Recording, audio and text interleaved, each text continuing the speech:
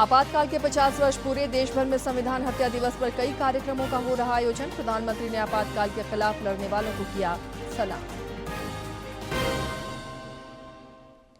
मुख्यमंत्री ने दिल्ली झारखंड भवन की व्यवस्थाओं और सुविधाओं का लिया जायजा। अन्नपूर्णा देवी ने विदेश मंत्री से मिलकर बगोदर के मजदूरों की सकुशल वापसी पर किया विमर्श। केंद्रीय मंत्री गिरिराज सिंह का आज से 2 दिवसीय झारखंड दौरा। ग्रामीण विकास मंत्री ने किशोरियों से संवाद कार्यक्रम में लिया हिस्सा, सशक्तिकरण पर जोर। और मेजबान नवाजाता हॉकी एकेडमी ने जीता जूनियर पुरुष हॉकी चैंपियनशिप का खिताब। रांची ने हासिल किया तीसरा स्थान, विजेता पुरस्कृत।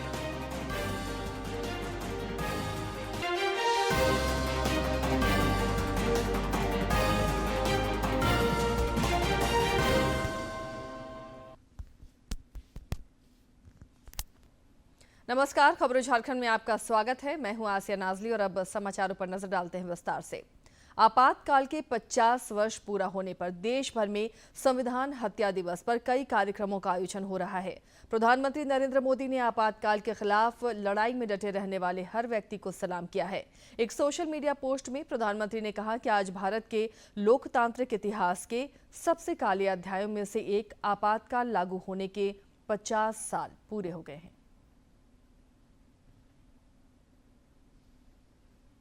आज ही के दिन किया गया था संवैधानिक मूल्यों को दरकिनार, मौलिक अधिकारों को किया गया था निलंबित। आपातकाल के 50 साल पर प्रधानमंत्री नरेंद्र मोदी ने क्या कुछ कहा, वो बड़ी बातें आपको बताते हैं। प्रेस की स्वतंत्रता को खत्म कर दिया था। कई राजनीतिक नेताओं, सामाजिक कार्यकर्ताओं, छात्रों और आम नागरिकों को जेल में डाल दिया गया था। संविधान की मूल भावना कुचली गई थी। उस समय सत्ता में बैठी कांग्रेस सरकार ने लोकतंत्र को गिरफ्तार कर लिया था। आपातकाल के खिलाफ लड़ाई में डटे रहने वाले हर व्यक्ति को सलाम। प्रधानमंत्री नरेंद्र मोदी ने कहा, आज हम अपनी संविधान को मजबूत करने की प्रतिबद्धता को दोहराते हैं। जब आपातकाल लगाया गया था तब मैं आरएसएस का युवा प्रचारक था। संविधान हत्या दिवस के मौके पर संस्कृति मंत्रालय की पहल पर नई दिल्ली में आयोजित कार्यक्रम में केंद्रीय गृह मंत्री अमित शाह और अन्य मंत्री हिस्सा लेंगे। Shri Shah long live democracy यात्रा को भी रवाना करेंगे।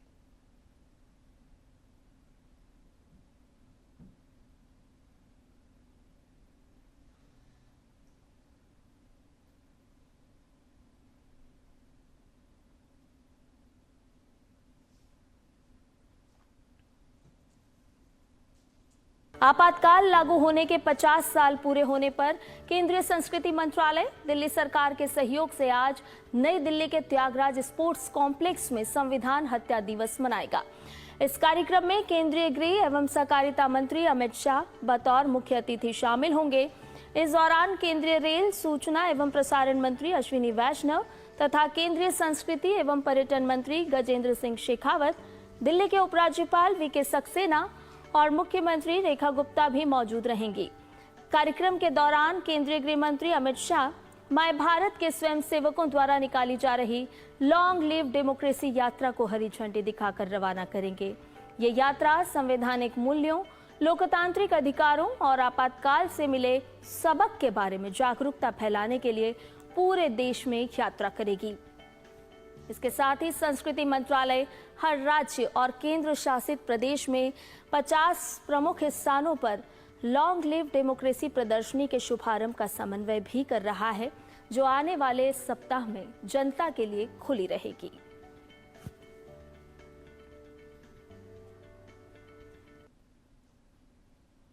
आपातकाल की पूर्व संध्या पर आयोजित कार्यक्रम में भी कल केंद्रीय गृह मंत्री अमित शाह ने शिरकत की। इस दौरान उन्होंने आपातकाल के खिलाफ संघर्ष करने वाले नायकों को भी सम्मानित किया।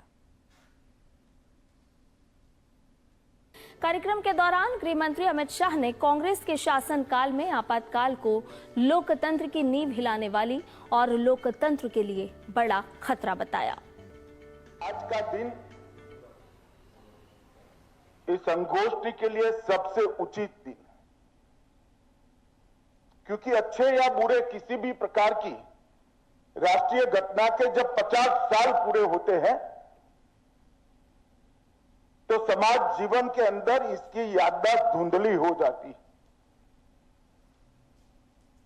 और आपातकाल जैसी लोकतंत्र की नींव हिलाने वाली की घटना, इसके बारे में याददाश्त समाज जीवन की अगर धुंधली होती है तो किसी भी लोकतांत्रिक देश के लिए बहुत बड़ा खतरा होता है। आज ही के दिन 1975 में देश में लगा आपातकाल एक बदनुमा दाग है। इस दौरान लोकतंत्र को जंजीरों में जकड़ा गया और अभिव्यक्ति की आजादी पर भी कड़ा पहरा रहा। आजादी के 25 साल बाद ही देश में जो कुछ हुआ उसे लोग आज तक नहीं भूल पाए हैं। भारतीय लोकतंत्र में ऐसा भी कुछ हो सकता है, ये किसी ने सपने में भी नहीं सोचा था। कैसे एक लोकतांत्रिक देश की संसद में कोई दल और नेता अपनी मजबूती और महत्वाकांक्षा का बेजा इस्तेमाल कर देश के लोकतांत्रिक ढांचे और संविधान को तहस नहस कर सकता है। इसकी सबसे अनूठी मिसाल है आपातकाल यानी इमरजेंसी, जिसे इंदिरा गांधी ने सिर्फ और सिर्फ अपनी महत्वाकांक्षाओं को पूरा करने के लिए 25 जून की आधी रात को तत्कालीन राष्ट्रपति फखरुद्दीन अली अहमद के दस्तखत से अनुच्छेद 352 के तहत आंतरिक अशांति के नाम पर पूरे देश में लागू करवा दिया, जिसके बाद विपक्ष के तमाम नेताओं को गिरफ्तार करके जेलों में डाल दिया गया। लोगों के मौलिक अधिकार निलंबित कर दिए गए। देश भर में प्रेस सेंसरशिप लगा दी गई और संविधान के अपने हिसाब से बदलने की पूरी कोशिश की गई। आपातकाल की घोषणा के साथ ही सभी विरोधी दलों के नेताओं को गिरफ्तार कर अज्ञात स्थानों पर जेल में बंद कर दिया गया। सरकार ने मीसा यानी maintenance of internal security act और डिफेंस ऑफ इंडिया रूल यानी DIR के तहत नेताओं को बंदी बनाया। विपक्षी दलों के सभी बड़े नेताओं मोरारजी देसाई, अटल बिहारी वाजपेयी, लाल कृष्ण आडवाणी, जॉर्ज फर्नांडीज, जयप्रकाश नारायण को जेल भेज दिया गया। आपातकाल की शुरुआत में ही संविधान के अनुच्छेद 14, 21 और 22 को निलंबित कर दिया गया। ऐसा करके सरकार ने कानून की नजर में सबकी बराबरी, जीवन और संपत्ति की सुरक्षा की गारंटी और गिरफ्तारी के 24 घंटे के भीतर अदालत के सामने पेश करने के अधिकारों को रोक दिया। जनवरी 1976 में अनुच्छेद 19 को भी निलंबित कर दिया गया। इसके जरिए अभिव्यक्ति की आजादी, प्रकाशन करने, संघ बनाने और सभा करने की आजादी को भी छीन लिया गया। आपातकाल के दौरान नागरिक अधिकारों की रक्षा करने वाले वकीलों और जजों को भी नहीं बख्शा गया। आपातकाल के सबसे बुरे प्रभावों में से एक था परिवार नियोजन के लिए अध्यापकों और छोटे कर्मचारियों पर की गई सख्ती। दरअसल 1971 में हुए लोकसभा चुनाव में इंदिरा गांधी रायबरेली सीट से निर्वाचित हुई। इस चुनाव में इंदिरा गांधी ने विपक्ष के उम्मीदवार और मुख्य प्रतिद्वंद्वी राज नारायण को पराजित किया। चुनाव में सरकारी मशीनरी के दुरुपयोग के आरोप के साथ राज नारायण अदालत गए। 12 जून 1975 को इलाहाबाद हाईकोर्ट ने इंदिरा गांधी का निर्वाचन रद्द करते हुए उनके अगले 6 साल तक चुनाव लड़ने पर रोक लगा दी। वहीं उस वक्त देश भर में बेरोजगारी, महंगाई और भ्रष्टाचार को लेकर इंदिरा गांधी के खिलाफ लोगों में काफी नाराजगी थी। पूरा विपक्ष सड़कों पर था और इंदिरा गांधी से इस्तीफा मांग रहा था। 25 जून की आधी रात से लागू आपातकाल 21 मार्च 1977 तक जारी रहा। 21 महीने तक चलने वाला आपातकाल भारत के लोकतांत्रिक इतिहास में एक तानाशाही रवैया था, जिसने आम लोगों के जीवन को बुरी तरह प्रभावित किया। इसके बाद हुए 1977 में चुनाव में कांग्रेस की बड़ी हार हुई और मोरारजी देसाई के नेतृत्व में देश में पहली बार गैर कांग्रेसी सरकार बनी। झारखंड में भी आपातकाल के दौरान नेता, विद्यार्थी और समाजसेवी ज्यादतियों के शिकार हुए, जिसमें विधानसभा के पूर्व अध्यक्ष और रांची के वर्तमान विधायक CP सिंह भी शामिल थे। DD न्यूज ने उनसे आपातकाल से जुड़े विषयों पर बातचीत की।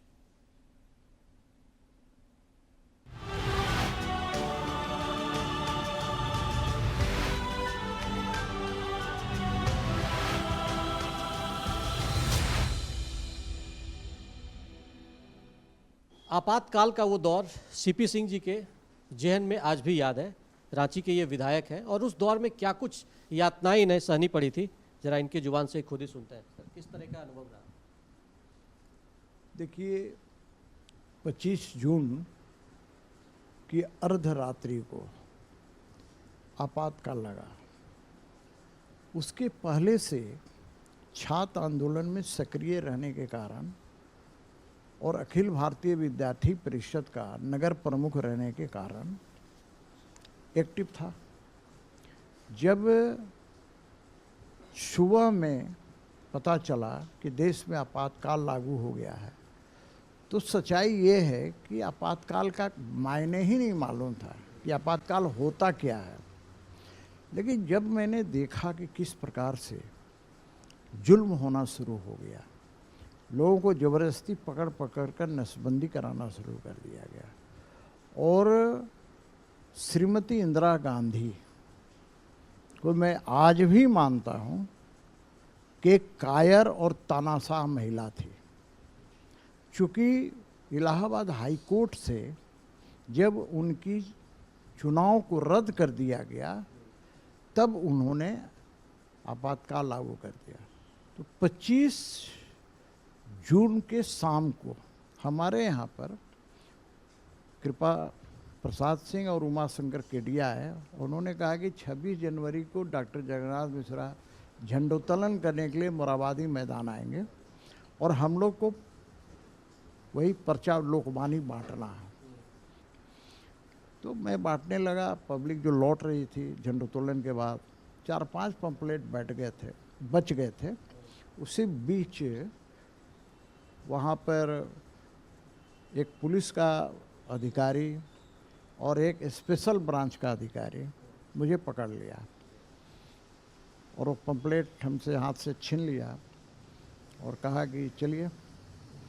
तो जो उसमें स्पेशल ब्रांच के जो अधिकारी थे, उन्होंने पूछताछ किया। मैंने कहा कि मैं विद्यार्थी हूँ, बीकॉम का विद्यार्थी हूँ। तो उन्होंने कहा कि छोड़ दीजिए, विद्यार्थी है। लेकिन वो दरोगा जी बोला ना, इंदिरा गांधी के खिलाफ ये पंपलेट बांट रहा।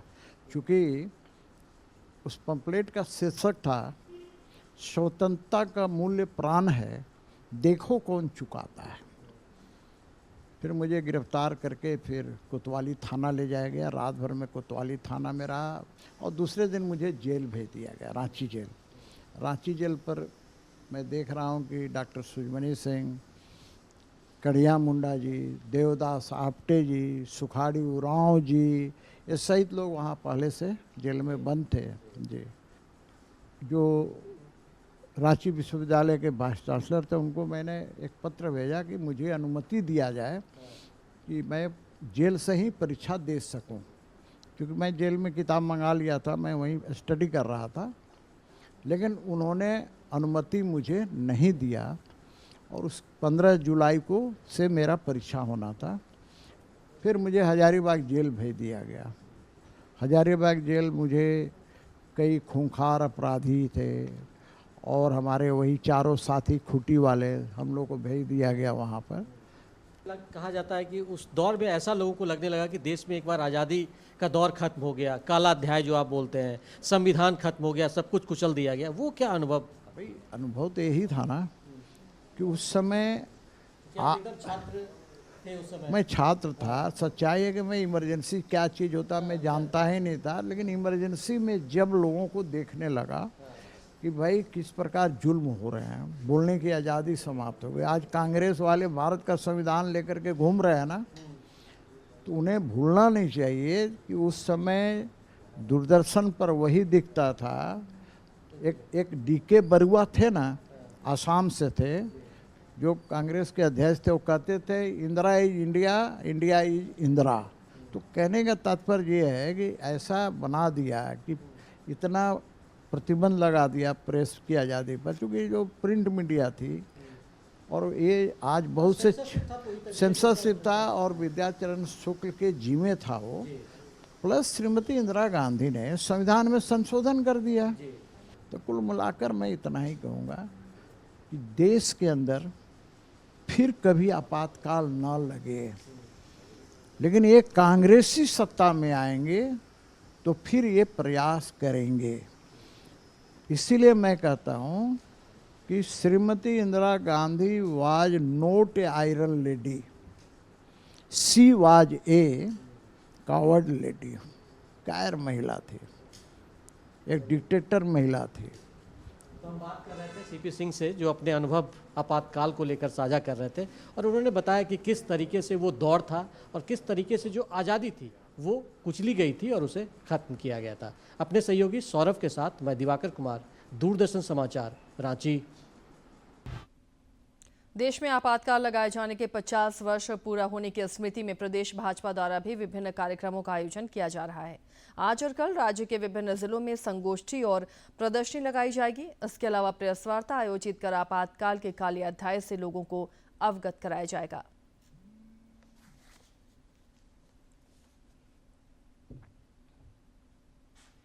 मुख्यमंत्री हेमंत सोरेन ने दिल्ली स्थित 9 दिन में झारखंड भवन का कल निरीक्षण किया। इस दौरान उन्होंने व्यवस्थाओं और सुविधाओं की जानकारी ली और अधिकारियों को आवश्यक निर्देश दिए। मुख्यमंत्री ने कहा कि झारखंड भवन में ठहरने वाले अतिथियों को हर संभव सुविधा उपलब्ध कराई जानी चाहिए। उन्होंने नियमित साफ सफाई और समुचित रख रखाव पर भी जोर दिया।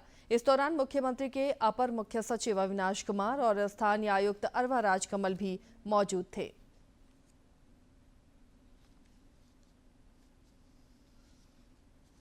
केंद्रीय महिला एवं बाल विकास मंत्री अन्नपूर्णा देवी ने विदेश मंत्री एस जयशंकर से नई दिल्ली में मुलाकात की। इस दौरान उन्होंने विदेश मंत्री से नाइजर में फंसे गिरिडीह जिले के बगोदर प्रखंड के 5 मजदूरों के सकुशल स्वदेश वापसी पर विमर्श किया। इन मजदूरों को पिछले दिनों एक स्थानीय आतंकी संगठन ने अगवा कर लिया था। केंद्रीय मंत्री ने कहा कि मजदूरों की सुरक्षित वापसी को लेकर केंद्र सरकार गंभीर और संवेदनशील है। केंद्रीय मंत्री अन्नपूर्णा देवी ने आंगनबाड़ी के 50 वर्ष पूरा होने पर आयोजित होने वाले कार्यक्रमों की तैयारी के संबंध में मंत्रालय में समीक्षात्मक बैठक में हिस्सा लिया। इस दौरान उन्होंने संबंधित अधिकारियों को जरूरी निर्देश और सुझाव दिए। केंद्रीय मंत्री ने कहा कि 10 करोड़ से अधिक महिलाओं और बच्चों तक पोषण और देखभाल पहुंचाकर आंगनबाड़ी केंद्रों ने सामाजिक विकास में अहम भूमिका निभाई है। उन्होंने कहा कि सक्षम आंगनबाड़ी के माध्यम से ये मिशन अब और सशक्त हो रहा है। केंद्रीय कपड़ा उद्योग मंत्री गिरिराज सिंह आज झारखंड के 2 दिवसीय दौरे पर आने वाले हैं। झारखंड प्रवास के क्रम में वे विभिन्न कार्यक्रमों में हिस्सा लेंगे। कल वे रातू रोड स्थित गेल इंडिया लिमिटेड के सीवीजी प्लांट का दौरा करेंगे। इसके अलावा केंद्रीय मंत्री मॉक पार्लियामेंट का भी उद्घाटन करेंगे। आपातकाल के 50 वर्ष पूरा होने के उपलक्ष्य में भाजपा प्रदेश कार्यालय में आयोजित कार्यक्रम में भी वे शामिल होंगे। साथ ही प्रेस वार्ता को भी संबोधित करेंगे। ग्रामीण विकास मंत्री दीपिका पांडे सिंह ने रांची में JSLPS द्वारा आयोजित संवाद कार्यक्रम में हिस्सा लिया। इस दौरान उन्होंने कहा कि राज्य सरकार किशोरियों के सशक्तिकरण के लिए प्रतिबद्ध है। इस मौके पर उमंग परियोजना के प्रतिभागियों और JSLPS के जिला कार्यक्रम प्रबंधकों को प्रशस्ति पत्र देकर सम्मानित किया गया।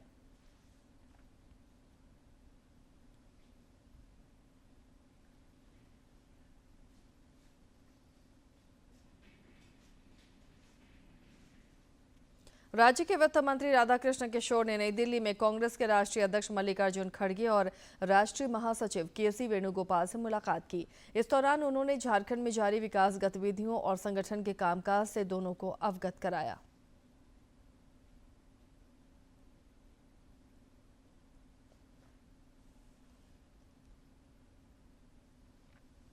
बोकारो रेंज के आईजी क्रांति कुमार गणिदेशी ने गिरिडीह में उच्च स्तरीय बैठक की।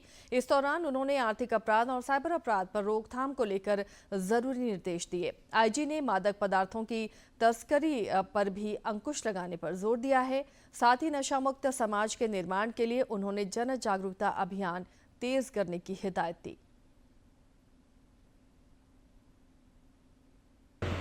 कॉलेज में, स्कूल बच्चों में थोड़ा कानूनी का जागरूकता का भी थोड़ा अभियान चलाने के लिए बताया गया।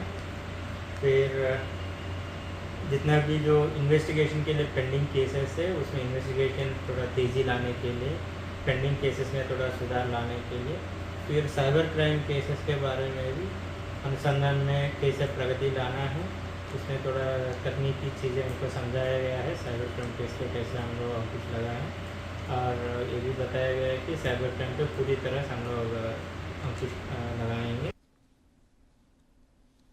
धनबाद में पुलिस ने एक आपराधिक गिरोह के 9 अपराधियों को अलग अलग जगहों से गिरफ्तार किया है। इनकी पुलिस ने परेड भी कराई। इन अपराधियों के पास से पुलिस ने 3 पिस्टल, 2 देसी कट्टा समेत अन्य चीजें भी बरामद की हैं। सभी अपराधियों को पुलिस ने जेल भेज दिया है।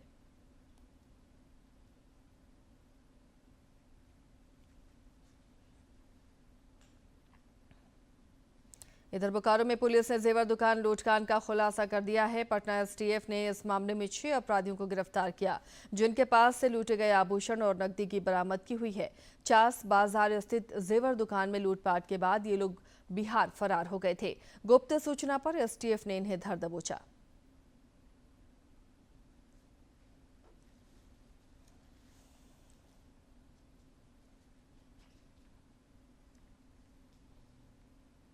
इधर हजारीबाग में आजकल अपराधी बेलगाम दिख रहे हैं। पिछले दिनों एक जेवर दुकान में दिन दहाड़े अपराधियों ने गोलीबारी की थी, जिससे व्यापारी दहशत में हैं। वे घटना के जिम्मेदार अपराधियों की गिरफ्तारी की मांग कर रहे हैं। व्यापारियों ने अपनी मांगों पर जोर डालने के लिए आज अपने अपने प्रतिष्ठान बंद रखने का निर्णय लिया है।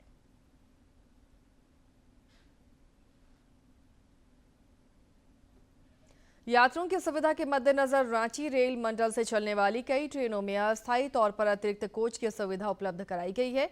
रांची आरा एक्सप्रेस में 27 जुलाई तक वातानुकूलित 3 टियर का एक अतिरिक्त कोच लगाया जाएगा।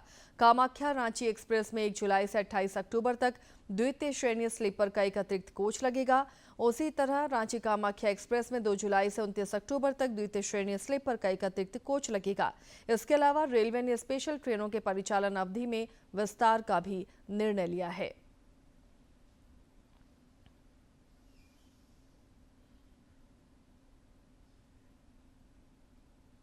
रांची के ऐतिहासिक रथ मेला की तैयारियां जोरों पर है। श्रद्धालुओं की सुविधा और सुरक्षा को लेकर कई इंतजाम किए जा रहे हैं। 27 जून से 7 जुलाई के बीच मेला क्षेत्र के आसपास के इलाकों में ट्रैफिक व्यवस्था में भी बदलाव किया गया है।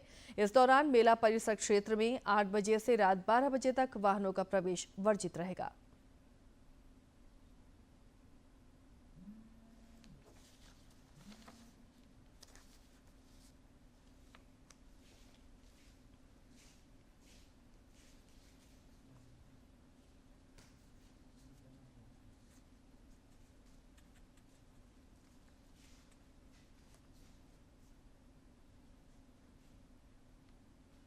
और अब जानते हैं मौसम का हाल। राज्य में फिलहाल मानसून गतिविधि सामान्य है। बंगाल की खाड़ी में बने निम्न दबाव के क्षेत्र की वजह से भी बारिश का सिलसिला कुछ तेज देखा जा रहा है। आज रांची समेत राज्य के 11 जिलों में भारी बारिश को लेकर मौसम विभाग ने ऑरेंज अलर्ट जारी किया है। 26 और 27 जून को भी राज्य में अच्छी बारिश के आसार हैं। इधर कल भी रांची और आसपास के क्षेत्र में तेज बारिश हुई। मात्र 2 घंटे में लगभग 55 मिलीमीटर बारिश से कई इलाके जलमग्न नजर आए।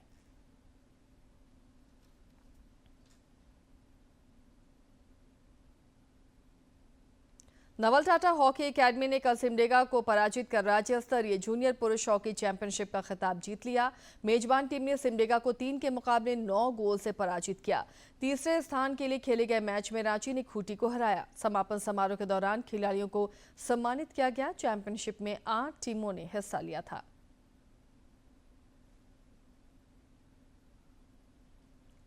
और चलिए अब खेल जगत की महत्वपूर्ण खबरों को देखते हैं फटाफट अंदाज में। में भारत के खिलाफ रिकॉर्ड तोड़ प्रदर्शन करते हुए 5 विकेट से जीत दर्ज की और 5 मैचों की टेस्ट श्रृंखला में 1-0 की बढ़त बना ली है। भारत ने इंग्लैंड को जीत के लिए 371 रनों का लक्ष्य दिया था, जिसे मेजबान इंग्लैंड टीम ने केवल 5 विकेट खोकर अंतिम दिन हासिल कर लिया। 2 बार के ओलंपिक चैंपियन नीरज चोपड़ा ने विश्व एथलेटिक्स कॉन्टिनेंटल टूर इवेंट 64वें ऑस्ट्रावा गोल्डन स्पाइक में पुरुषों की भाला फेंक स्पर्धा का खिताब अपने नाम कर लिया है। उन्होंने 85.29 मीटर का अपना सर्वश्रेष्ठ थ्रो करते हुए गोल्ड मेडल जीता और नीरज चोपड़ा ने चेकिया में ऑस्ट्रावा गोल्डन स्पाइक 2025 एथलेटिक्स में शीर्ष स्थान हासिल किया। ये शीर्ष श्रेणी की प्रतियोगिता में उनकी लगातार दूसरी जीत है। भारतीय जूनियर पुरुष हॉकी टीम को 4 राष्ट्रीय टूर्नामेंट के अपने तीसरे और अंतिम पुल चरण के मैच में स्पेन के हाथों 1-5 से हार का सामना करना पड़ा। इस परिणाम के साथ भारत ने अपने पुल चरण के मैच समाप्त कर लिए। इससे पहले उसने जर्मनी और ऑस्ट्रेलिया का सामना किया था।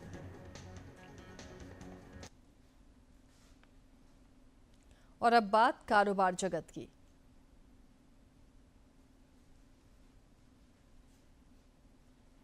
तो वित्त मंत्री निर्मला सीतारमण ने कहा है कि अमेरिका और यूरोपीय संघ के साथ प्रस्तावित मुक्त व्यापार समझौते पर बातचीत जल्द ही पूरी होने वाली है। साथ ही वैश्विक अनिश्चितताओं के बावजूद भारत के निर्यात में मजबूत वृद्धि हुई है। नागर विमानन मंत्री के राम मोहन नायडू ने नागर विमानन महानिदेशालय के तहत हेलीकॉप्टर सेवाओं के लिए एक समर्पित निदेशालय के गठन की घोषणा की। केंद्र सरकार ने किसानों को उनकी उपज का उचित मूल्य सुनिश्चित करने के लिए मध्य प्रदेश से मूंग और उड़द और उत्तर प्रदेश से उड़द की खरीद न्यूनतम समर्थन मूल्य यानी कि एमएसपी पर करने का निर्णय लिया है।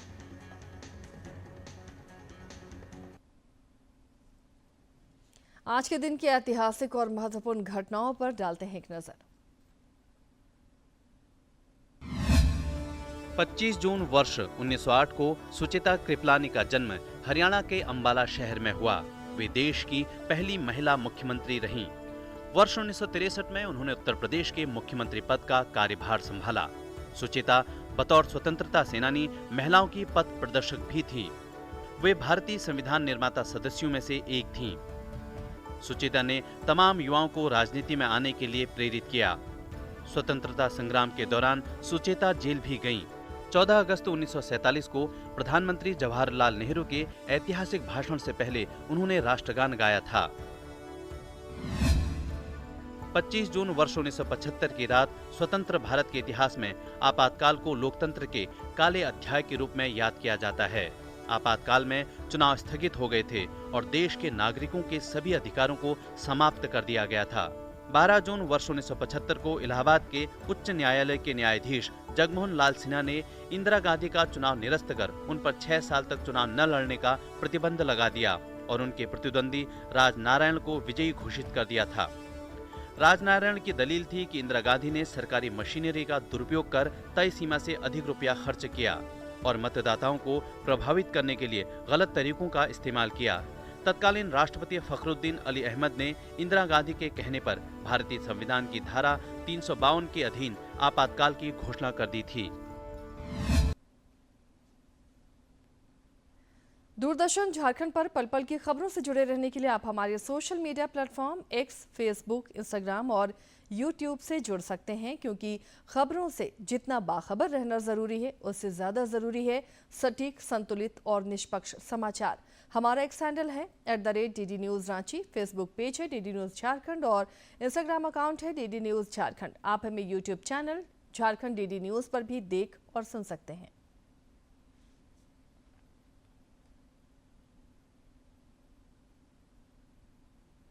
इस बुलेटिन में फिलहाल इतना ही, लेकिन चलते चलते एक बार फिर से नजर डालते हैं अब तक की सुर्खियों पर।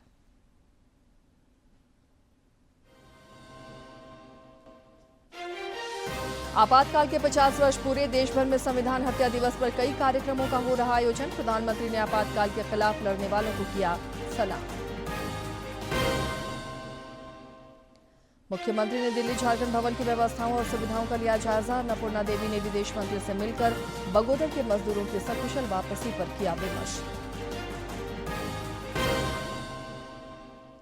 केंद्रीय मंत्री गिरिराज सिंह का आज से 2 दिवसीय झारखंड दौरा। ग्रामीण विकास मंत्री ने किशोरियों से संवाद कार्यक्रम में लिया हिस्सा, सशक्तिकरण पर जोर। और मेजबान नवाजाटा हॉकी एकेडमी ने जीता जूनियर पुरुष हॉकी चैंपियनशिप का खिताब। रांची ने हासिल किया 3रा स्थान, विजेता पुरस्कृत।